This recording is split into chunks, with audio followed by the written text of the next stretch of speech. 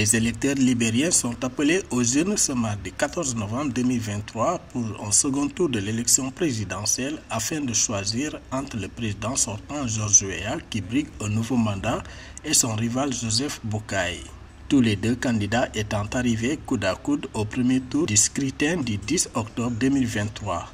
Les deux candidats déjà opposés en 2017 quand Georges Weah l'avait remporté avec plus de 61% des voix sont arrivés au premier tour le 10 octobre avec un peu plus de 43%. Georges Weah a devancé Joseph Boakai de 7126 voix sur un peu moins de 2 millions de suffrages, selon les résultats publiés par la Commission nationale électorale. Pour gagner, un candidat doit recueillir plus de 50% des voix.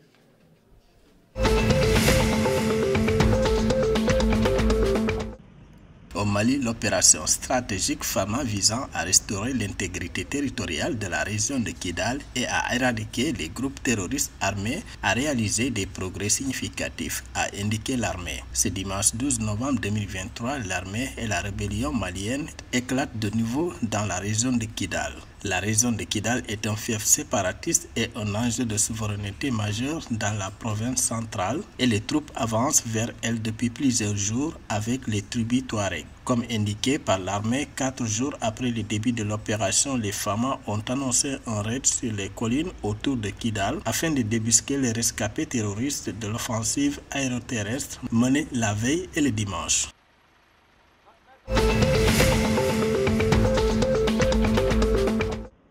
Au Ghana, le gouvernement devrait soumettre sa déclaration budgétaire et sa politique économique pour 2024 au Parlement le mercredi 15 novembre 2023. Le but de cette présentation est de décrire les stratégies de revenus du gouvernement et les mesures visant à atténuer les défis auxquels sont confrontés les Ghanéens dans le climat économique actuel. Dans son annonce du mardi 31 octobre 2023, le Parlement a souligné l'importance de revoir le budget pour s'assurer qu'il répond aux besoins de tous les Ghanéens. Il a souligné la nécessité de consultation et d'une approche consensuelle au cours du processus.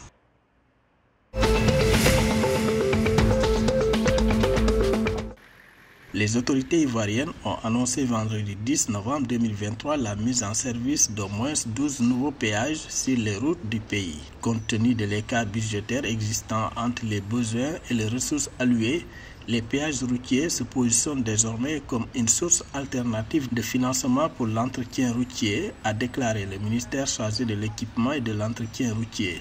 Des péages ont été introduits sur les routes récemment rénovées et asphaltées pour garantir un bon entretien des routes. La Côte d'Ivoire compte actuellement 8 gares de péage sur le réseau routier du pays.